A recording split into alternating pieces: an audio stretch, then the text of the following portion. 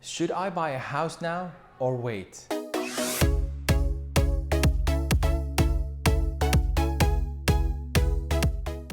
This has to be one of the most popular questions that I get this year from home buyers as well as real estate investors. Hi there, I'm Nawar Naji, a real estate broker in the city of Toronto. If this is your first time visiting my YouTube channel, make sure you click on subscribe and that bell button to get notified of my videos. Are you ready for some math? We're gonna do some numbers today. So grab a pen and paper and take a look on my right side to follow along. So I'll give you an example of a semi-detached, 3 bedrooms, 2 washrooms that sold for in 2019 and then what they're selling for today in 2021. So 2.5 years later, approximately. That semi-detached, 3 bedrooms, 2 washrooms, sold for 1.15 early 2019. Nowadays, they're selling in that 1.45 region. You can see a big jump, approximately 300 grand over the 2.5 years. So let's crunch through the numbers. And I'm looking down at my numbers here because I can't see what's on my screen. But on a 1.15 purchase price, you have a down payment, 20%, so $230,000, and closing cost of just under 47 grand, which is your double land transfer tax, legal fees, and which puts the total capital required to buy, to have bought that house in 2019 at $276,850. Now, if you jump to today's marketplace in 2021, the same house is selling for that 1.45 region with 20% down. You're looking at a total capital of $342,950. So that accounts for the down payment, 20%, plus your closing cost.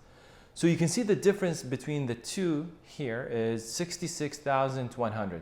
Now, keep in mind, that's over 2.5 years after tax dollars. So you would have had to save about $2,200 a month to be in the same position to make up for that difference.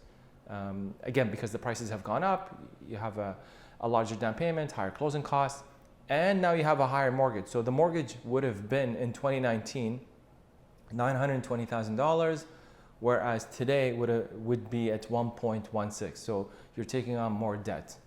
The other thing to consider is, had you bought in 2019 at 3% interest rate and 5% appreciation, the mortgage balance would have been at 869. The property value would have been 1.237. So this is, again, very conservative appreciation at 5%.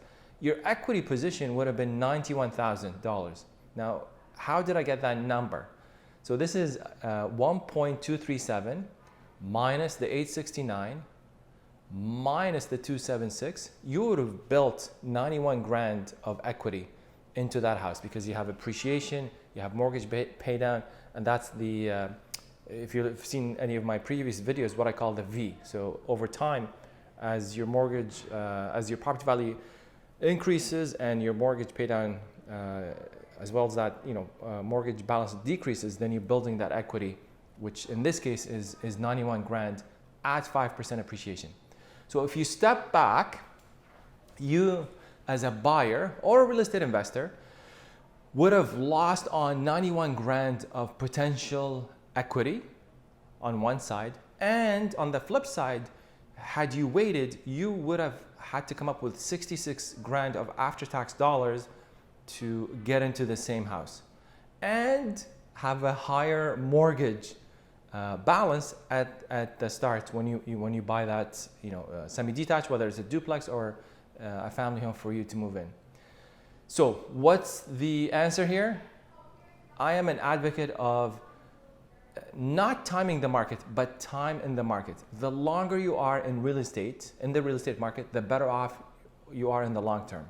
And again, it's all about building equity, because the earlier you get in and being patient and you hold on to these properties, you're gonna build that equity, which is that V. You got appreciation, you have mortgage pay down. That equity position will give you a lot of options down the line. You can use that to further invest into a rental property. You can, again, do a lot of things. You can buy a cottage, you can take out some equity, put it for the kids' universities or college. You will have options. So investing in real estate is not about timing the market. but it's time on the market. The longer you are in the real estate market, the better you're off. Now, the one thing to take into account is obviously every single person has their own unique circumstances. So if they're changing jobs, their job is, uncertain, there's a family change, everyone's a little bit different. So those factors have to be taken into account when making that decision. I hope you've enjoyed this video. Please feel free to reach out. I'd be more than happy to help you run the numbers, analyze your situation, and give you my unbiased advice. Last but not least, make sure you like, comment, and subscribe. And until next time, happy investing.